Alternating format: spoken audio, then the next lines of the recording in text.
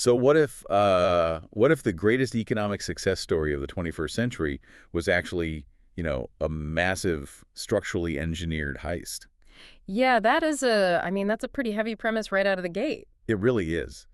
But for decades now, there's been this concept in global economics that functions basically like, well, like the ultimate gold medal, the title of Exportweltmeister. Right, the export world champion. Exactly. And you hear that phrase, and it conjures up this immediate, just almost unassailable image of absolute economic supremacy, right? No, absolutely. I mean, we immediately picture precision engineering, booming industrial heartlands. Yeah, like a nation that has fundamentally mastered the art of making, complex, high-value things that the rest of the planet desperately needs to buy. Right, it sounds like the absolute pinnacle of national success, like a model every other country should be frantically trying to copy. But today, we're looking at a text that asks a very, very different question. What if you took that shiny gold medal, turned it over, and realized it was forged by, by cannibalizing the very society that won it? While simultaneously bankrupting its neighbors. Exactly. And that is the mission of our deep dive today. We're unpacking a highly provocative, deeply fascinating German report. In translation, it's titled Report, The Physio-Economic Deconstruction of German Export Mercantilism. It's a mouthful, but the concepts inside they're explosive. They really are. It's a fierce, systematic critique of Germany's economic engine over the last 2 decades, specifically targeting the famous Agenda 2010 labor and welfare reforms enacted in the early 2000s. Right. Now, before we go a single step further, I need to make something crystal clear to you, the listener. The source material we're unpacking today is incredibly charged. Very much so. It contains very specific, highly debated political and economic viewpoints regarding labor laws, wealth distribution, European integration, and we are absolutely not taking sides here. No, not at all. Not left, not right, not center. We are not endorsing the viewpoints of this content. Our job today is strictly to impartially report and convey the arguments contained within this original source material so you can understand the mechanics of this incredibly deep critique. Yeah, and to really grasp the weight of that critique, we need to establish the baseline. We have to look at the narrative this report is actively trying to tear down. Right, the conventional wisdom. Exactly. The text refers to this baseline as the neoclassical narrative, which has been championed for years by, well, prominent economic figures, people like Hans Werner Sinn, the former president of the IFO Institute. Okay, so what is that conventional narrative? Like, how are we normally taught to view this? Well, in that conventional view, the Agenda 2010 reforms were celebrated as this painful but absolutely necessary medicine. If you rewind to the late 90s and early 2000s, the prevailing narrative was that Germany was the sick man of Europe. Oh, I remember that phrasing. It was everywhere. Right. They were burdened by what economists called rigid labor markets, high non-wage labor costs, and, sluggish growth. So Agenda 2010 was presented as the ultimate structural reform, the thing that slashed through the red tape, forced the labor market to become flexible, and miraculously restored German competitiveness on the global stage. So it's that classic tough love approach, right? The idea that a country had to tighten its belt to make the hard choices and push through the pain to save its industrial base. Exactly. And looking at the sheer volume of German exports in the 2010s, I mean, that narrative seemed entirely vindicated. On the surface, yeah. But today's source material completely deconstructs that vindication. It argues that the staggering rise to export world champion was not the result of increased real productive power. Right. It wasn't about a sudden explosion of brilliant technological innovation or, vastly superior engineering that the world suddenly couldn't live without. So what does the report say actually caused it? It argues it was actually built on an unprecedented state-sponsored system of wage and social dumping. Wage and social dumping. Wow. So whether you're actively navigating the complexities of European economics for your career, or you just love a good paradigm-shifting moment that forces you to rethink how the world works, this deep dive is going to completely flip how you view international trade. It really will. Because to understand this critique of Agenda 2010, we first have to understand what this source believes the actual purpose of an economy is. Okay, let's unpack this. Yeah. Because modern capitalist policies are almost always defended with this aura of ultimate rationality, right? It's all about efficiency, optimizing markets, streamlining costs. Right, reducing friction. Yeah, exactly. But this text comes out swinging right out of the gate. It accuses the neoclassical economic approach of intellectually regressing into what it literally calls modern feudalism. Yeah, that term is striking. I read that phrase and stopped in my tracks. I mean, why is a report criticizing a highly advanced industrialized capitalist powerhouse using the terminology of the Middle Ages? How does the text define the role of human beings in this system? Well, it uses that term very deliberately to describe a shift in how human labor is valued, and categorized. The text argues that under this dominant neoclassical model, the human being has been reduced entirely to a production and cost factor. Just a cost factor. Right. I mean, think about a literal feudal system. Right. The peasant exists on the land solely to generate yield for the lord's estate.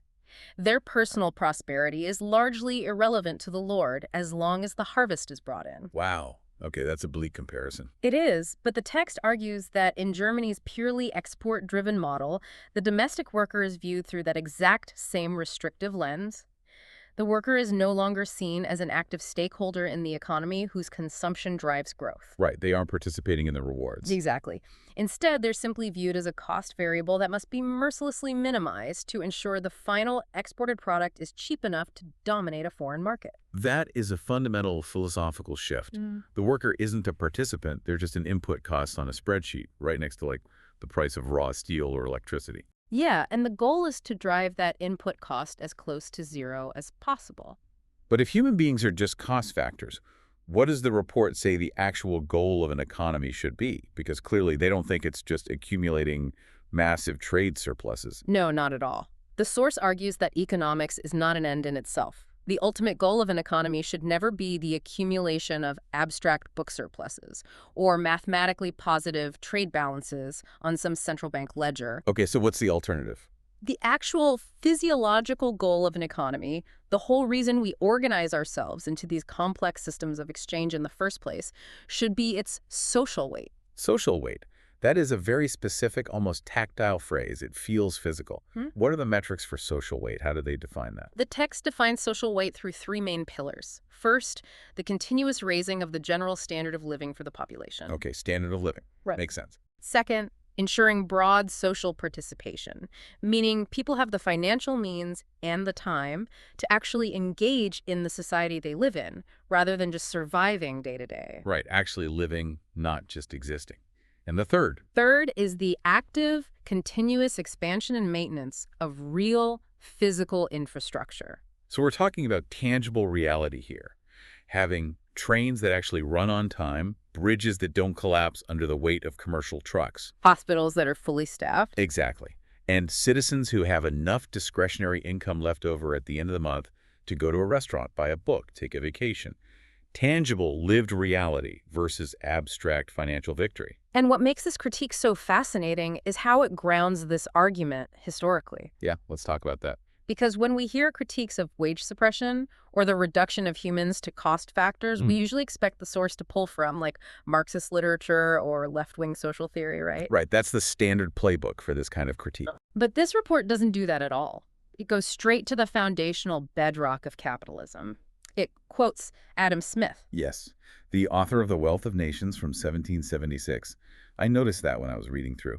They are using Adam Smith, the guy who literally coined the invisible hand, the absolute patron saint of free market capitalism, to systematically dismantle modern capitalist policy. It's a stunning historical contradiction to bring to the table, isn't it? It's brilliant rhetorically, and it centers on one specific quote, right? It does. The text cites Smith directly, stating, and I'm quoting here, "Consumption is the sole end and purpose of all production, and the interests of the producer ought to be attended to only so far as it may be necessary for promoting that of the consumer."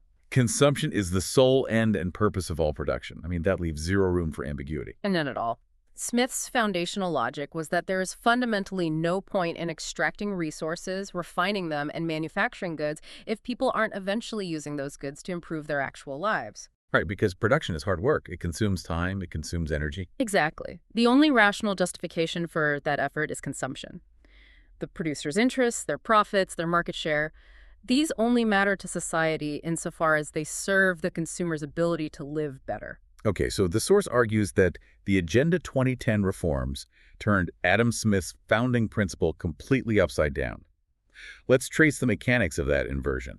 How exactly did Agenda 2010 flip Adam Smith on his head? By massively and deliberately lowering the wage share of the national income. Okay, the wage share. Let's define that really quick for everyone. Sure. The wage share is basically the portion of a country's total economic output that goes to the workers in the form of wages, as opposed to going to capital in the form of profits or dividends. Right. And the report details how the reforms actively suppress this wage share to conquer foreign export markets. By aggressively holding wages down, the system essentially sacrificed domestic consumption. Let me make sure I'm visualizing this correctly. So if you're a massive industrial economy and you systematically push domestic wages down to make sure your cars, your machinery, your chemicals are the absolute cheapest on the global market, you win the export battle. You do. You become the export world champion. But the immediate side effect is that your own citizens, the people literally building those cars and machines, no longer have the purchasing power to buy them or to buy a bunch of anything else. You have actively sacrificed the consumer to serve the producer. Precisely. You have prioritized radical producer and export orientation over the living standards of the population. The text argues that the domestic economy was effectively starved to feed the export machine. Starved to feed the export machine. Yeah, because the internal market stagnates. Nobody has any disposable income, which then forces companies to become even more reliant on exporting their goods abroad, right? It creates this vicious cycle of dependency on foreign demand. Okay, so if domestic consumption was sacrificed on the altar of global competitiveness, we really need to take a hard look at what competitiveness actually means on a global scale. You do. Because if you listen to political speeches or, read financial editorials, competitiveness is treated like this limitless magical resource. It's framed as a virtue that every country on Earth can and should magically increase at the exact same time, like a rising tide that lifts all boats. Right, that's the standard narrative. But the report addresses that exact framing and points out that it is a mathematical impossibility. A mathematical impossibility. Yes, the prevailing demand that a country must permanently increase its competitiveness through continuous year-over-year cost-cutting fundamentally misunderstands the absolute nature of international trade. Foreign trade, according to the mathematical reality presented by the source, is a global zero-sum game. Wait, hold on. Let me play devil's advocate for a second, because anyone who has taken an Econ 101 class is probably screaming at their device right now. Oh, I'm sure they are. Right. Classical economists constantly argue that trade grows the overall economic pie through comparative advantage. If I'm better at making wine and you're better at making cloths, we trade, and we both end up with more of everything. So why does this report insist that foreign trade is purely zero-sum? That is a crucial distinction to make. The report is not saying that the total volume of global production is zero-sum. It acknowledges that technological advancement and trade can increase the total amount of goods in the world. Okay, so the pie can get bigger. Yes, the pie gets bigger. But what is strictly zero-sum are trade balances, the financial accounting of international trade. It is an inescapable mathematical reality of the balance of payments. So the actual money flowing back and forth. Exactly. Yeah. If one nation has a current account surplus, meaning they are selling more value in goods and services to the rest of the world than they are buying, then mathematically, inevitably, the rest of the world must have an exactly corresponding deficit. Right. You cannot have a planet where every single country runs an export surplus. Because unless we establish a trade route with Mars, someone, somewhere on Earth, has to be the net buyer. Exactly. Someone has to buy the stuff. And a structural deficit means that the importing nation is taking on new debt to pay for those goods. They're borrowing money to consume things they aren't producing themselves. The surplus of the winner is financed directly by the debt of the loser. Wow. So permanent export dominance isn't just about outworking your rivals. It's about permanently pushing them into the red. Yes. But theoretically, this permanent dominance shouldn't be possible, right? Yeah. I mean, the text references the classical theories of David Hume and David Ricardo. I want to bring in an analogy here to help visualize the mechanics they describe, because it's vital to the core argument of the report. Okay, let's hear it. Think of international trade as having a natural economic thermostat. A thermostat's entire job is to prevent a system from overheating or freezing, right? It constantly seeks equilibrium. Based on Hume and Ricardo, trade imbalances are supposed to be strictly temporary. They're adjustment phases, not permanent structural realities. Let's walk through how this natural thermostat is historically and theoretically supposed to work. Let's do it. Step 1. A country develops a great manufacturing base, becomes highly competitive, and starts running a massive trade surplus, exporting millions of high-quality goods. Okay, so step 2. Because they're selling so much abroad, a massive amount of foreign money flows into that exporting country to pay for all those goods. Right. And then step 3, all that new money flooding into the domestic market naturally causes inflation. You have a sudden influx of capital chasing the same amount of domestic goods, services, and labor. Got it. Step 4. Because of that inflation, the cost of living goes up. Domestic workers see this, and they demand higher wages to keep up. And at the exact same time, the nation's currency naturally appreciates in value because everyone in the world is trying to buy it to purchase those exports. Perfect. And finally, step 5. Because domestic wages are now significantly higher and the national currency is much stronger, that nation's exports suddenly become a lot more expensive on the global market. They lose their initial extreme price advantage. Exactly. The thermostat kicks in, the system naturally cools down, and latecomer economies, the countries that were previously running deficits and whose currencies have likely depreciated, now have a chance to catch up and become competitive themselves. It is an incredibly elegant self-balancing mechanism. I mean, the surplus creates the exact conditions, inflation and currency appreciation, that will eventually eliminate the surplus. Brilliant theory. But here is the massive accusation at the center of the report. The report argues Germany systematically sabotaged this natural historical adjustment mechanism. They recognized the thermostat and they intentionally broke it. I absolutely did, according to this text. So how exactly did they pull that off without triggering a massive domestic revolt? The report argues they did it through state-subsidized low wages and enforced institutionalized wage restraint, primarily facilitated by those Agenda 2010 reforms we talked about. Okay, so to understand how the thermostat was broken, we have to look at the specific mechanisms introduced by the government. Right. And specifically, Agenda 2010's Hartz IV reforms. These drastically overhauled the German unemployment and welfare system. Now, I've heard of Heist IV, but usually in the context of it being a necessary modernization, like bringing the welfare state into the 21st century. How does the report frame it? Well, the report frames it as a mechanism of fear and leverage. Fear. Yes. Before these reforms, the German welfare state provided a relatively comfortable safety net that gave workers significant bargaining power. If a company offered a terrible wage, a worker could refuse it without facing immediate destitution. They could hold out for something better. Right, but the Hartz IV reforms significantly reduced the duration of earnings-related unemployment benefits and merged the subsequent unemployment assistance with a much lower flat-rate social assistance. Furthermore, it introduced strict sanctions. If an unemployed person refused a job offer, even if it was a low-paying, precarious mini-job or temporary agency work, their already meager benefits could be severely cut. So they fundamentally altered the psychology of the labor market.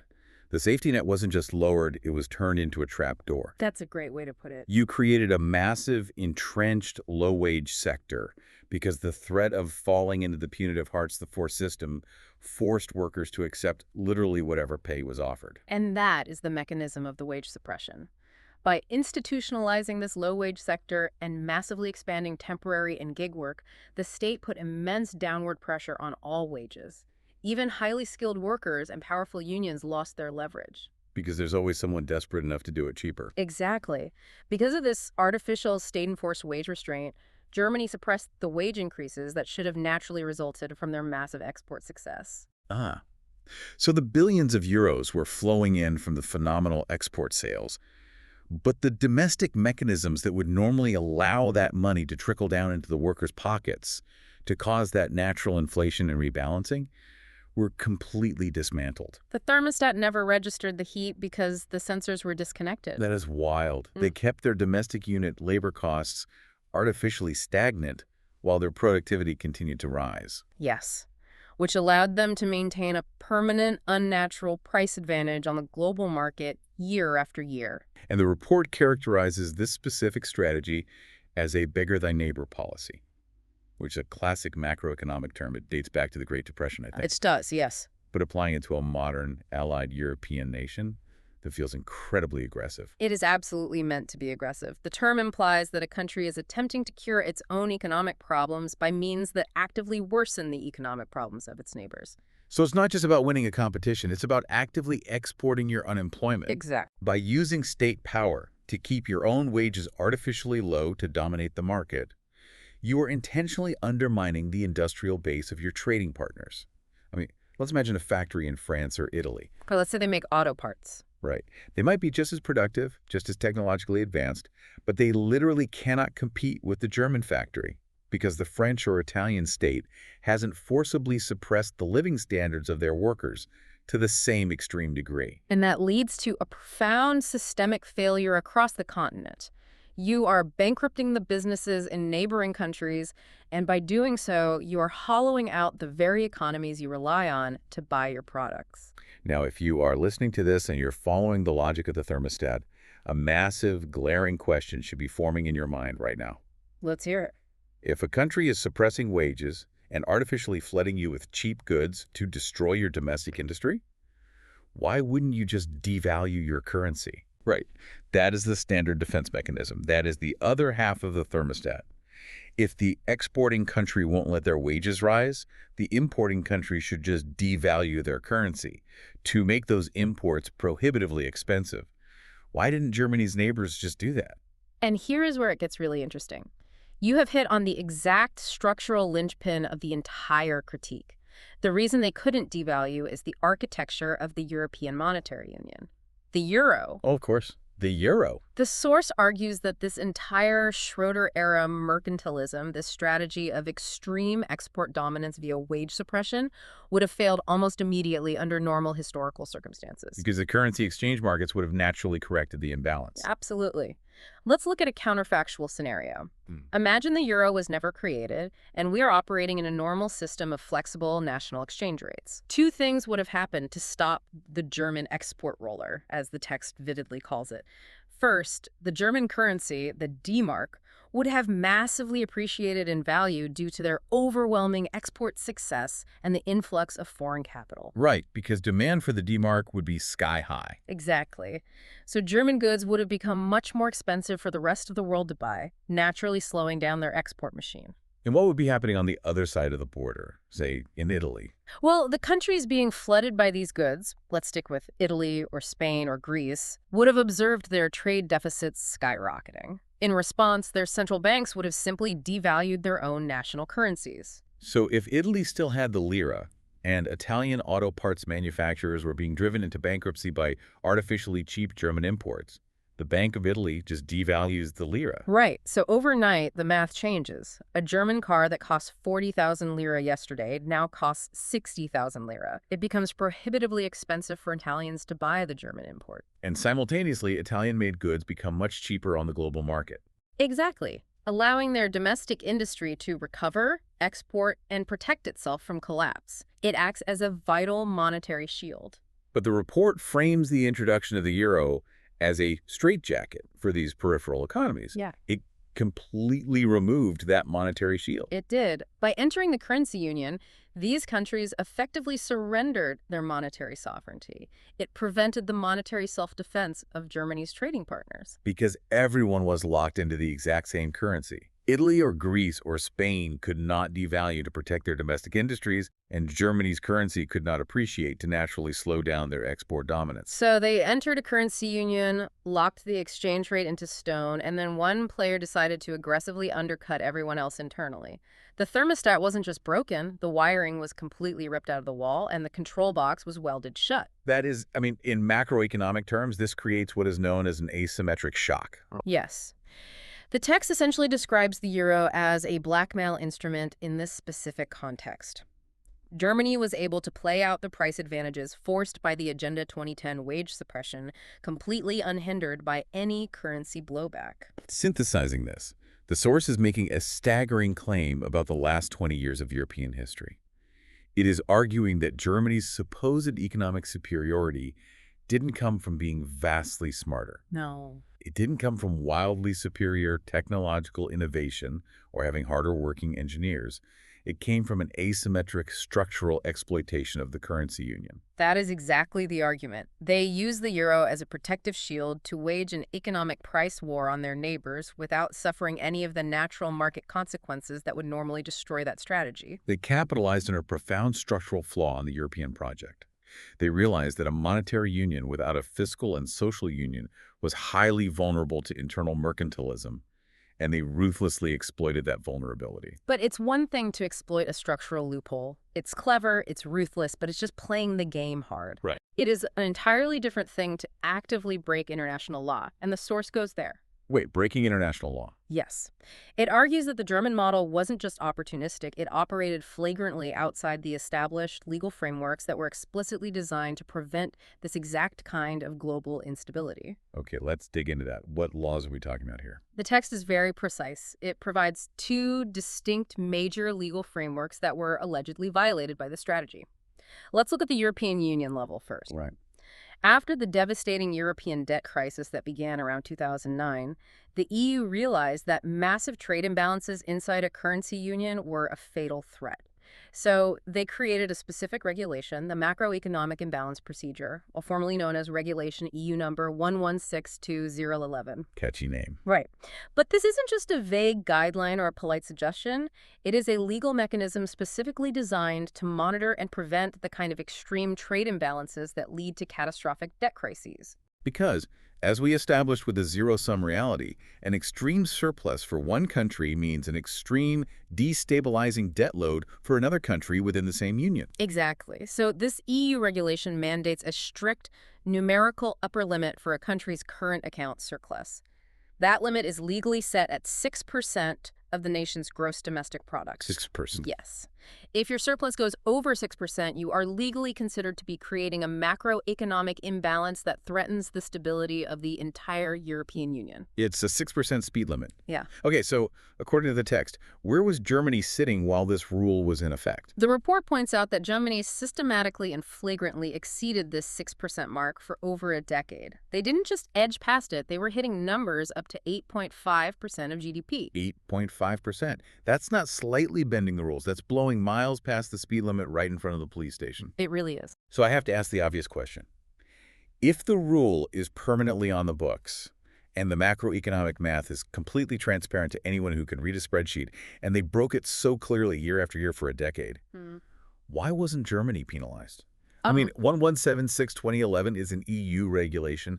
There's supposed to be deficit procedures, massive financial fines, forced interventions, right? The text makes a deeply cynical but vital observation regarding the realities of European power politics here. It states that the politically opportune deficit procedure was simply never triggered by the European Commission. Never triggered. Never. The legal mechanism existed. The violation was blatant, documented, and publicly debated year after year. But the political will to sanction the largest, wealthiest economy in the European Union, the primary paymaster of the European project, simply wasn't there. The referee swallowed the whistle because the star player, who happens to also be the owner of the stadium, was committing the foul. You just don't penalize the entity that funds the institution. That is the implication, yes. The rules were effectively suspended for the most powerful player, rendering the regulation toothless when it mattered most. Unbelievable. But the critique doesn't stop at the borders of the EU. It scales up to the global level, specifically pointing to the foundational laws of the International Monetary Fund, the IMF. Okay, now we're talking global rules. Right. The text cites the IMF Articles of Agreement, specifically Article 4, Section 1, Paragraph 3. Now, the IMF was born out of the Bretton Woods Agreement right after World War II, right? Specifically to stop the kind of insane beggar-thy-neighbor currency wars that exacerbated the Great Depression. So what exactly does Article 4 say? You're exactly right about the history, and that context is crucial. Article 4 is essentially the foundational non-aggression pact of the modern global economy. It legally obligates all member nations to avoid manipulating exchange rates or the international monetary system in order to prevent effective balance of payments adjustments or to gain an unfair competitive advantage over other members. Prevent effective balance of payments adjustments and unfair competitive advantage. Okay, this is dense legalese. Help me translate this.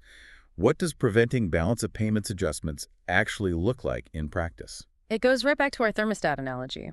A balance of payments adjustment is the natural process where surpluses and deficits correct themselves through inflation and currency valuation. Right, the steps we walked through. Exactly.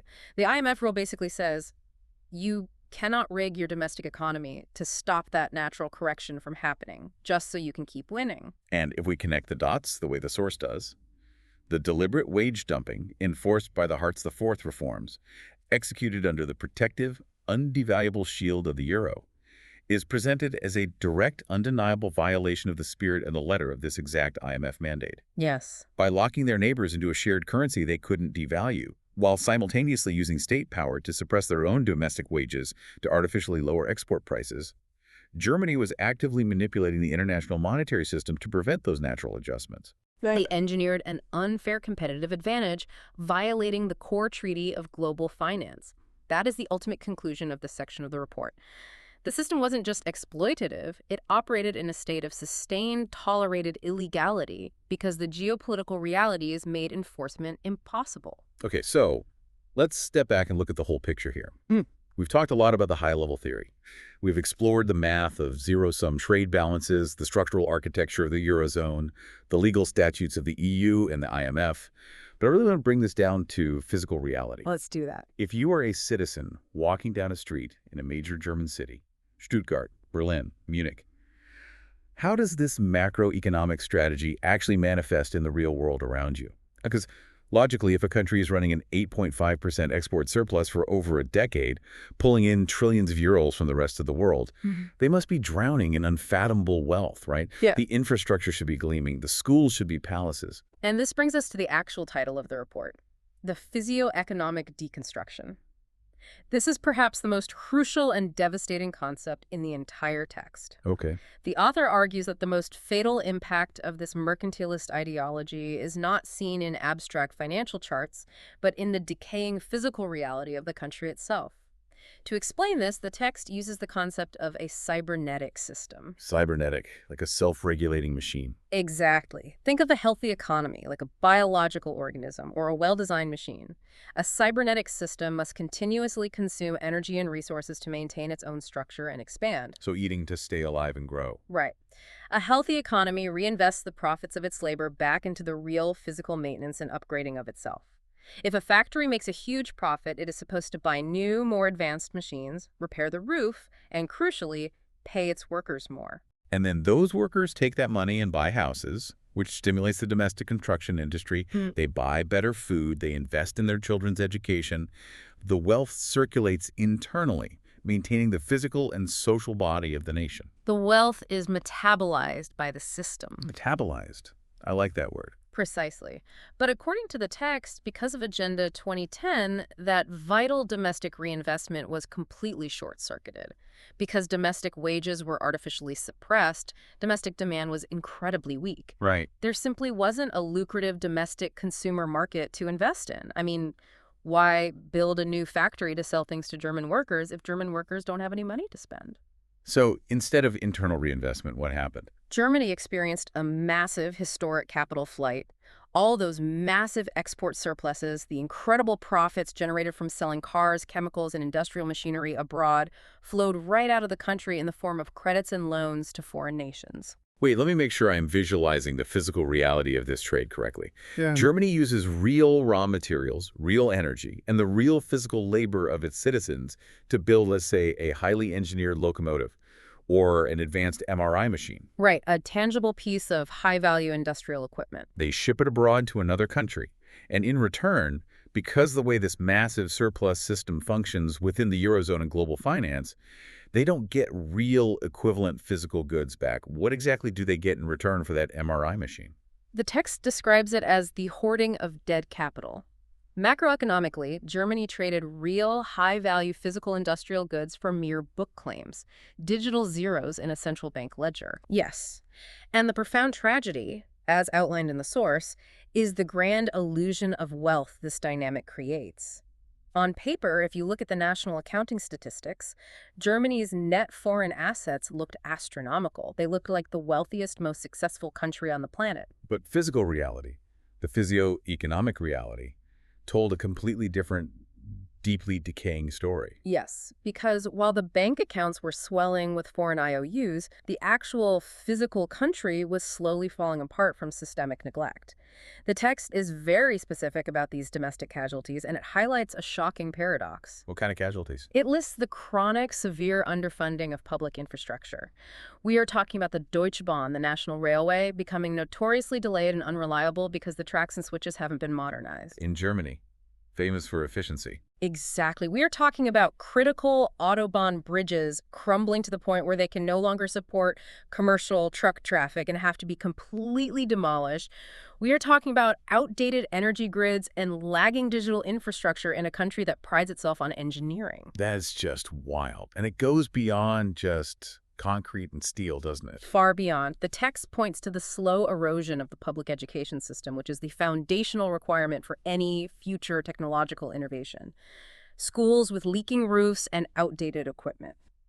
And perhaps most fundamentally devastating, it points to a deeply fractured society burdened by that entrenched low-wage sector we discussed earlier. Because remember, the entire export strategy relies absolutely on keeping those wages down. So Yeah. millions of people, the very people driving this incredible export engine, are permanently locked into precarious, low-paying jobs just to maintain the international price advantage. Which raises what I believe is the central philosophical query of the entire report. What is the point of being mathematically rich on paper if the physical world you live in is falling apart? What good is an astronomical net foreign asset balance, trillions of euros in digital credits?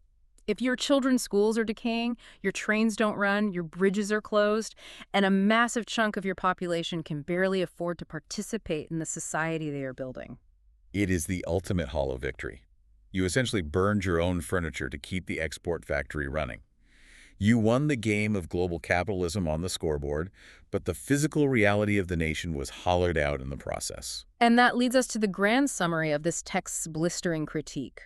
The report concludes that the Agenda 2010 was not, in any way, a macroeconomic masterpiece.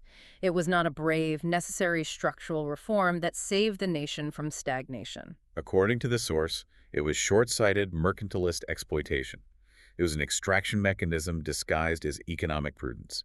It drove the European periphery countries like Greece, Spain, and Italy into crippling generational debt by flooding them with subsidized exports they couldn't defend against monetarily because of the euro. While simultaneously denying the German domestic economy its own physical and social future, all to hoard abstract, ultimately meaningless financial claims. Dead capital that can never truly be called in without collapsing the very system that generated it. It's a heavy, deeply unsettling critique.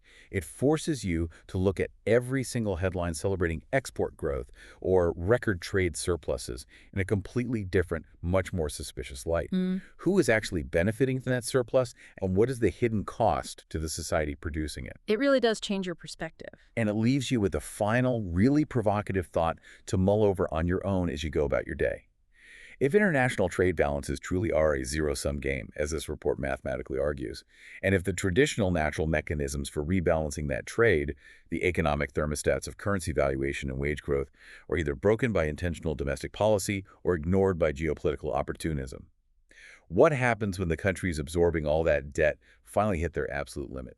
It is the inevitable mathematical end state of a zero-sum imbalance. You eventually run out of people who can afford to borrow your money to buy your goods. Exactly. Can an export-driven economic engine, no matter how massively powerful, efficient, or technologically advanced it seems on paper, actually survive when its captive customers inevitably go completely bankrupt? When the IOUs eventually bounce and the dead capital evaporates, what happens to the world champion? Thank you so much for joining us on this intense deep dive today. It's a highly complex, fiercely debated topic, but hopefully we've helped illuminate the hidden mechanics and the profound systemic critiques operating behind the curtain of global trade. Keep questioning the consensus, have a great rest of your day, and we'll see you on the next deep dive.